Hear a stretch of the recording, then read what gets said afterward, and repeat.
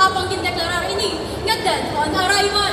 Nagpalagyo ang sospek apang dalayon ini nga nadakpan sang kapulisan nagyara na sa kustodiya.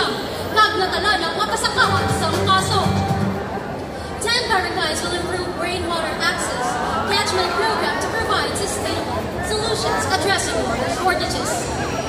In August, a barangay piloted a program in a 1 cubic meter rainwater collector tank system under the Dive In, I'm Going Under initiative by the Water Utilities Administration.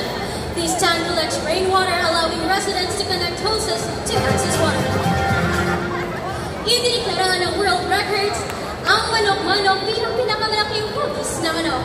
Nais nito itampok ang kahalagaan ng industriya ng game bag. Nang humina ang industriya ng kasukan, ang pagpapalaki at pagpaparami ng manok pansabong ang nagbigay daan upang mapunan ang kawalan